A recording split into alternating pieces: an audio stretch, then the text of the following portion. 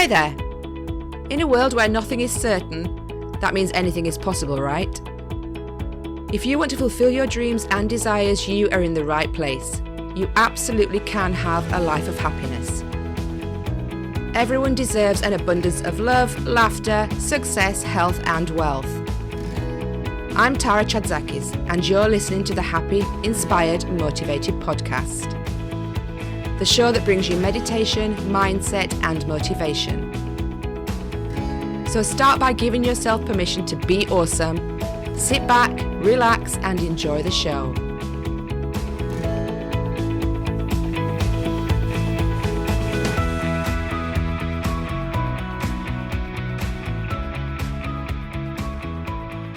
Hi, and welcome to this episode of Happy, Inspired, Motivated. I'm joined today by Susie, who is the owner of Strength, Mind and Body, so SMB Wellness, and she is a life coach for women. In this episode, Susie talks openly about a really distressful situation that she went through when she was going through her divorce and how she came back from that really low mental state and emotional state. And that's what led her into becoming a life coach. And now her life is completely different. And she helps women get back to believing in themselves and making themselves a priority as well. Now, Susie offers one-to-one coaching, and she also has a monthly membership that all help women to find the strength to become a warrior in their own life. So this interview is so interesting and so heartwarming as well to see this woman's journey made her become a mindfulness-based cognitive behavioral coach. So let me introduce you to Susie Pettit. Hi, Susie, and welcome to Happy, Inspired, Motivated. How are you doing today? I am doing wonderfully, Tara. Thank you for having me. Awesome. Whereabouts in the States are you? I am on the East Coast, about halfway down, right outside of Washington, D.C. Nice. And Yeah. I can see, I know my audience can't see, but I can see you on camera and it looks really sunny. Yeah, it is. We're right in the middle of fall as we're recording. I guess the beginning of fall, so it's still quite nice. Yeah. It's really cold here today. But Oh, anyway. really? Okay. Yeah, it's been really windy, and I was like, where's the summer? We've not even experienced summer yet, and we're already into autumn. But yeah, I grew up north of here, which was colder, and I very much like the warm weather. So I'm sorry that it's cold. Some people love it and they'd be like, oh, you're so lucky, but no. Well, I like the clothes that we wear in the winter. And my daughters went out today and they brought back this giant pumpkin. I swear it's massive. It's about the size of comes up to about my knees. Wow. And it's literally, it weighs a ton, and it's white. It's a white pumpkin. I've never seen a white one like that. That sounds beautiful. Yeah. And I was like, when can we eat it? And they're like, no, leave it alone, Mum. Not until after Halloween. I'm like, but I love pumpkin cake and pumpkin soup and all of those things. And they're like, but I'm not allowed to touch and it. there's something good about all seasons. It's that transition between them where I'm still trying to hold on to summer, but once I'm into fall and into the pumpkin and the snuggly clothes, we're human. We are. And I do love pumpkin. That's what we named our dog Pumpkin. So. Oh, really? Oh, that's fun. It's a favorite of mine. So my darling, we have been going to have this chat for months now. So I'm so excited that we actually got here, because it's been like, yeah, we'll do it this day. And then it's changed because you've been busy or I've been busy. Something else has come up. And I was like, oh my goodness, we're actually meeting for the first time. It's crazy. It's so fun. Yes, it is. And we're here to talk about your amazing journey. So you have I'll let you tell us about your business. Tell us about what you do. Okay. Well, I am a life coach. I call myself a cognitive mindfulness-based life coach. And I have been doing this now for professionally over 10 years, although this is one of those things when you look back and follow sort of the path, I'm like, oh, I've been doing this forever. Apparently, a friend reached out to me on Facebook and she said, do you remember in middle school, which for us is grades like 6th, 7th, and 8th, she said that you used to tell us that we could write our problems on little notes and stick them in your locker, and then you'd help us and give us advice. And I was like, oh my goodness, this has been in me for a while. Yet, as happens, life sort of puts you on your path for a while. So my history is I grew up in a house where love was very conditional, and my parents were very controlling and authoritative, and very much in the like what dad says is right. And I still do. Everyone's still alive in my biological family, but a mom and a dad, and then 2 other sisters.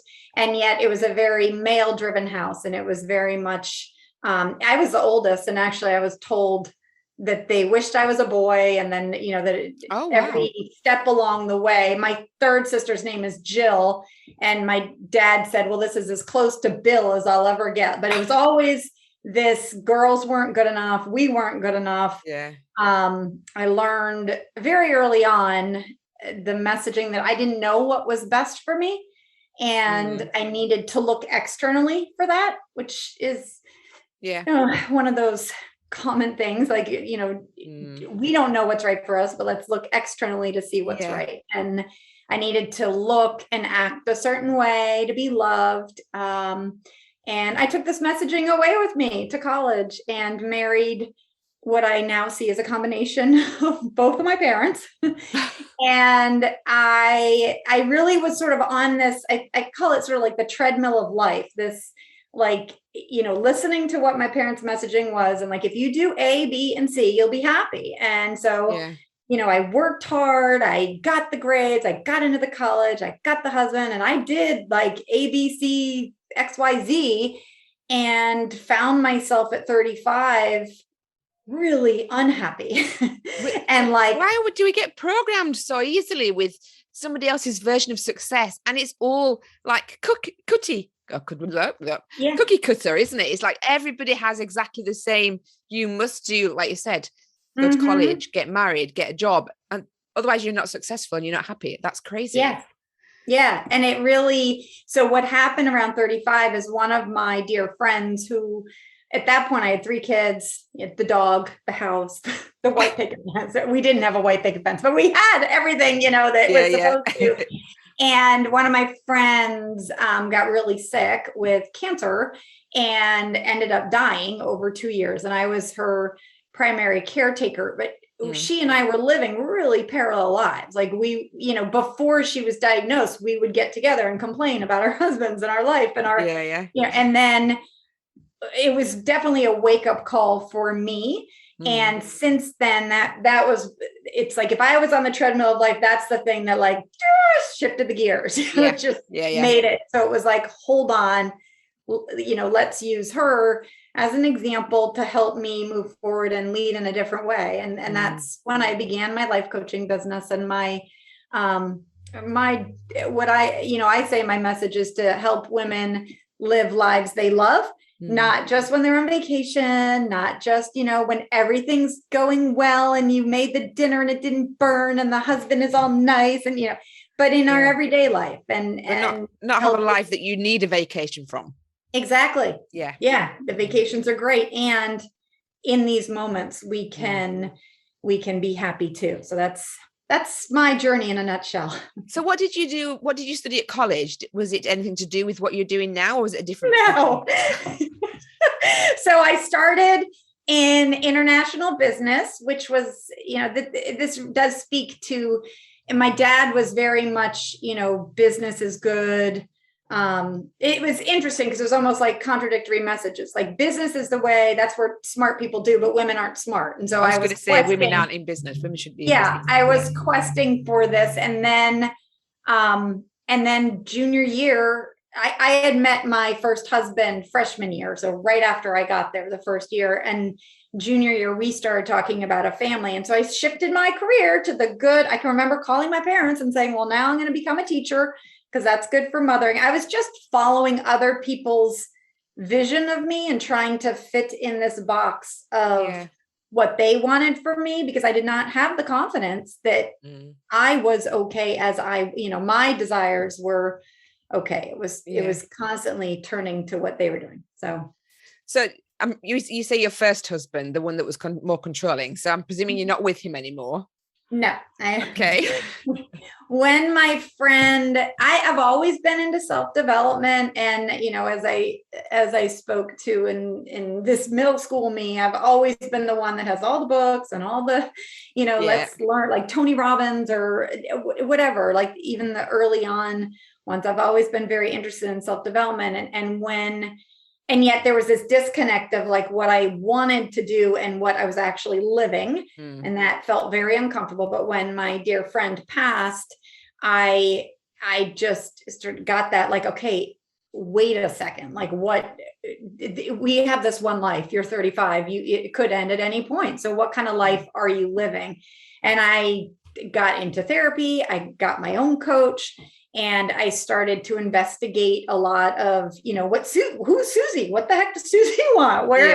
What lights Susie up? And that did not go very well with my first marriage, because frankly, he married the version of me that I presented. So when I started to present differently, he was very, the relationship turned emotionally and verbally abusive, and we definitely went through a period of complete discord. And my biological parents got involved because I was sort of pushing up against their programming too. And so, it was probably 4 years that I tried to separate. And in the state that I live in the United States, women are still property of men. Oh, nice. And, Does that exist still? Oh my goodness. It's on the records. And so it made it me asking for a divorce without my parents' support, or, I had to stay in the marital home. If I left, I would have been accused of, if I left without my 3 boys, I would have been accused of abandonment and lost my custody rights. If I left with my 3 boys, I would have been accused of kidnapping, lost my custody rights, and possibly ended in jail. So the alternative is to stay in the marital house for a year, which I did, in the unfinished cold basement, and had a lot of moments of, oh my goodness, sort of, that dark time. And I don't mean to brush over that, because that's something that I definitely coach women on now, that it is that dark night of the soul. And yet rising up from that and becoming the woman that I am today is such a proud moment for me, that I can model something different for my boys. I wanted to model a different marriage. Like, what does marriage look like? It was not what that first marriage was like. And treatment of women, and that was not okay. So that was a very long answer to your question. No, that was a perfect answer. My goodness, that's scary, isn't it? That you had to go through that. Well, it's scary, and scary, and it's exactly what was meant to happen for me. With law of attraction, all that. I'm like, it showed up exactly how it was meant to be, so that I now can help so many women. I am a master with boundaries and setting boundaries and holding boundaries, because in that time, my family was very much on my husband's side too. And I really, while it was incredibly difficult, I got very good at learning that just because they say it's this way doesn't mean it's that way. And how do you start setting guidelines for how I want to be treated in a relationship? And so learning about codependency and setting boundaries and expectations for people has helped me be a better parent for the boys, be a better coach, be a better human for me. So yes, it very difficult. I'm absolutely, for sure. And one of the thoughts that I continually come back to is I had the exact past I was meant to have to become the woman and the coach I am today, which is where my mindset comes in. Because then I feel empowered and not victimed. Yeah. what you lived through and how you got through it has probably helped so many other women afterwards as well. So did you restudy then? So you did, you're a cognitive behavioral coach, and you do neuroplasticity as well. You talk about that, which is something I absolutely adore. Yeah. I definitely saw that commonality. Yes, exactly. So how do you like to help women? Because I know you do a lot with weight as well. So it's all like combined. Do you find that those components go together, or are they usually separate clients? So my company is called Strength, Mind, and Body. And that is because when I was growing up, I really thought it was all the body. There was so much emphasis on what I looked like, what I weighed, but that as the vision of health and strength, and really the only thing women were good for in my upbringing is and so then moving into coaching, I always loved exercise. Luckily, that was something that I definitely was a place where I took care of my mental health. And then realizing at around 35 that, oh, wait a minute, I can be eating right, and I can be exercising right, and I can even be sleeping okay. Although at the time I wasn't, but all those things can be there, yet I still feel like crud and I'm still not liking my life. So wait a minute, is that the vision of health? And so I defined wellness, and I can send you a graphic. I have 5 pillars of wellness, and I talk about them as sort of like legs on a chair, and they all, one can be weak for a little bit and wobbly, and we can stay up on 4 legs. But if 2 are weak, then we're going to start getting some health diagnoses of one thing. And then if 3 are weak, that's when we see the cancer and the autoimmune disorders. And for me, my wake up call there, showing myself, I was eating well, I was exercising well, and then I had 32 seizures in one weekend. And oh my goodness. I read that on your website. I was like, what the heck? Yeah. Well, it was in the middle of me living in the unfinished basement, and my parents, I can't even make this stuff up, but I had an account. Would you want to? I had a bank account. I always was very dedicated in making money and earning money. And I had that mantra of work hard. And I started my bank account when I was maybe 10 or 11. And so I had my premarital earnings in this bank account, and they were earning interest. And yet, as the obstinate daughter that I was, when I got married, my dad said, keep that account in your name. And I said, no. And so I signed it into a joint account with my first husband. And then when the divorce all went down, my dad, in trying to get me to stay in the marriage, because he didn't want me to leave the marriage, said, back up a little, this is before everything was online. So I did not, in my possession, I did not have the paper that showed that the account had been changed from Susie to Susie and Mark. But my dad did at my house where I grew up. And so he said, stay in the marriage and I'll send you this form. And I said, I'm not staying in the marriage. And so he tore up the form, and oh my goodness. I know, on a call with me with my sister there, and them saying see what you're doing. And so anyhow, $480,000 all my went, and he then took my husband's side in the court, saying that it was actually my husband's money. So the way the state what the heck? Yeah. So I don't even know where I was going with that, except that, the seizures. So this is, I'm like, duh. So I had a little bit of pressure on me, just Tara. a tiny bit. So it was that oh my gosh, I need to get out of this relationship, and I have no money, and I have 3 boys. And so the seizures got to the hospital, they're doing all my tests. They're like, you're fine weight, you're fine.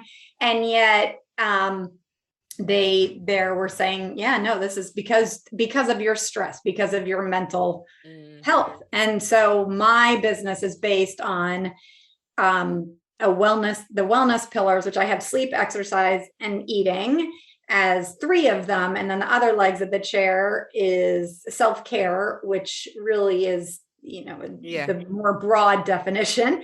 And then the 5th is relationship.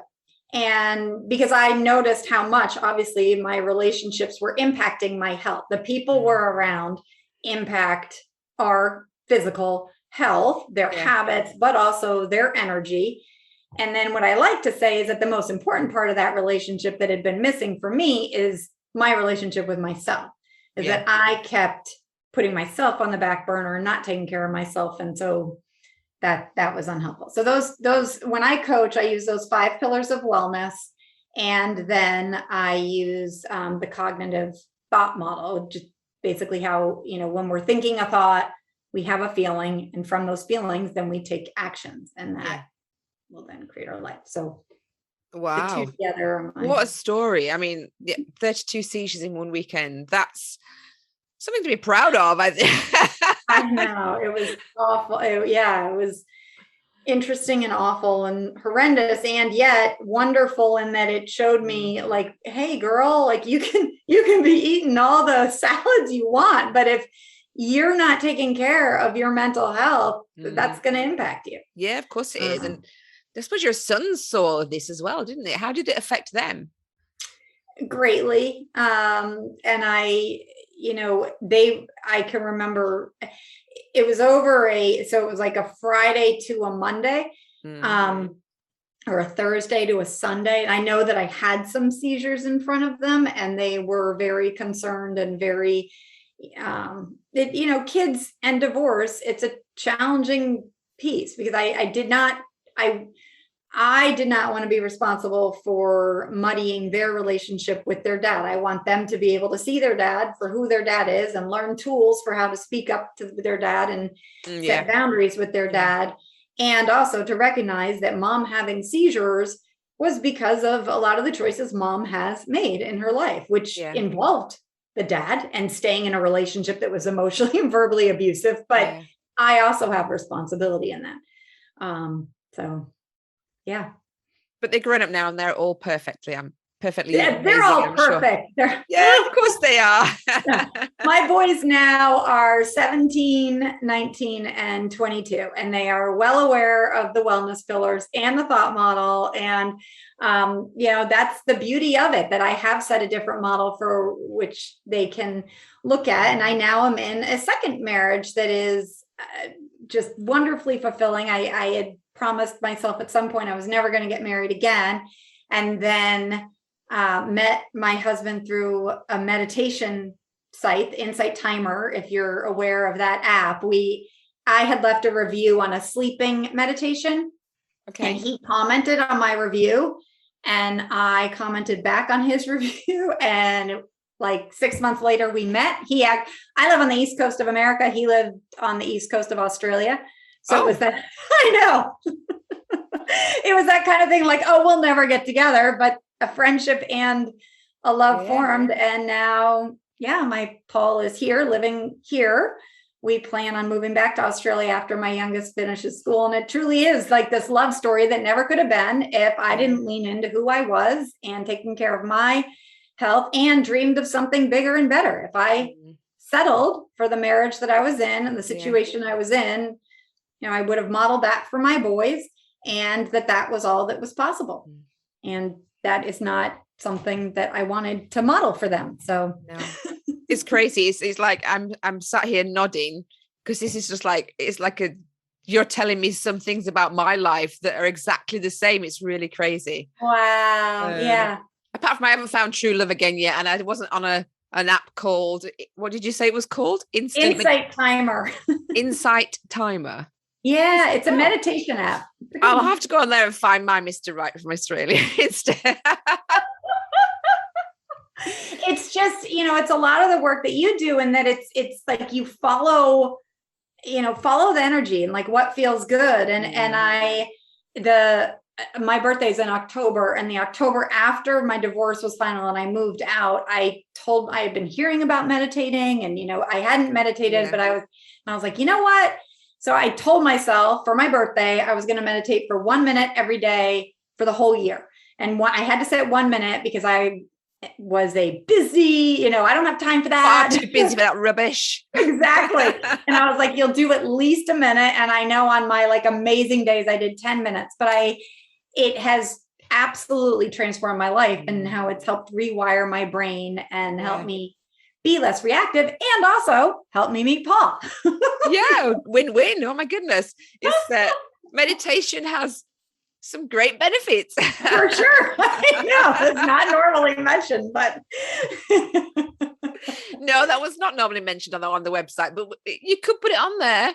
I know It could be a selling point. You never know. Yeah, you don't. And I guess that's one of the things that I love about your work too, is that sort of like expanding what we believe is possible and thinking differently about, what is possible for us. And when we open our mind and have those expansive thoughts, then we can think a little differently. Well, that's it. Once you put yourself in that situation of allowing new situations and new opportunities, that's when the universe is like, okay, now she's ready. Let's give her some more. And that's just like amazing. Well, and for me, I had never, looking around me, I didn't see marriages that I wanted to be in. My parents were not modeling a marriage I wanted a part of. My first marriage was not that. My first husband's parents, their marriage was very patriarchal. Also, I didn't see any marriages that I wanted to be. And so I had to expand my lens a little and start thinking a little differently of what was possible and what would the best case situation be if I had something, and I write every day. I write a mantra. I say, I am in a deeply committed romantic relationship that keeps getting better. And that's true. That's so cool. Mm-hmm. Well, it is when we think it is, right? Yeah. Well, exactly. Once you believe it is, then it's going to come into fruition, isn't it? It's going to come into your reality. So, oh my God, absolutely amazing. So looking on your website, which I have been stalking you, I don't apologize for that whatsoever, because I think it's my duty to do so. Stalk away. So you have a few different programs, although at the moment there none of them are open, because I guess it's the end of the year, you're full, and I know you're going on holiday soon as well. So when can people get in touch with you again, or when are you starting up your coaching programs again? So I have an ongoing monthly membership, which is for women over age 40. I call ourselves the Midlife Warriors. When I moved out of divorce, I got a tattoo called Warrior with an A, but not a warrior. I don't want to, I was a big warrior. Now I'm a warrior. And so I speak of my podcast listeners and my women as warriors. And I have a membership of Midlife Warriors for women over age 40 who are looking to have a life they want to love. And we work on these tools. We have weekly coaching. We go through books every quarter that help us. And it's just I was looking for a environment of supportive, uplifting women, where I had been hearing from people, a lot of the women that they were in relationships with, it was more like a middle school, situation. And we wanted like a judgment-free, supportive place. And it's one of the most favorite things I do of in my days. And so this Midlife Warrior membership is ongoing, and people can sign up for that if they're all right. So how can they find out more about that then? Is that through your website? Is that the easiest way to get in touch with you? smbwell.com/membership is. Okay. And then the other place I would direct them is my podcast, The Love Your Life Show. I come every week trying to give tips and tools to support women and men. I have male listeners too, to live a life that they love. When I was in that basement and in my relationship with my husband, he controlled the money, and no self-help book was like, the library was my out, or podcasts were my savior. And podcast helped me expand that lens of possibility for me. And so I love being able to offer that to listeners. And that's at smbwell.com/subscribe. We'll bring them to any platform, or Google, like when they're on Spotify or iTunes, the Love Your Life Show, or Susie Pettit, my name. Perfect. Great. Well, I will definitely put links in the show notes for people to find you easily. Lovely. I have absolutely loved learning your story today. It's been it's been phenomenal, and I can't believe you've still got the most massive smile on your face, because everything is just like, but it's all in the past. But when you were going through, I just can't imagine how you got through all that. but you are Yeah. a very, very strong woman. I think that I definitely know that I was born with this positive things, the world, like things get better. The world is looking out for me. The universe has my back. I don't believe that every single day. There were days where I felt bad, but there was always that glimmer of the light at the end of the tunnel. So if anyone's listening to this and is in a really dark place, to just know, if you're in the darkness, that means you're heading towards the light, that there are lighter days and brighter days ahead. Perfect. To lean on Tara and listen to her podcast. Thank you. Thank you so much for being my guest. I've really, really enjoyed talking to you. Thank you for having me. You're welcome. Take care.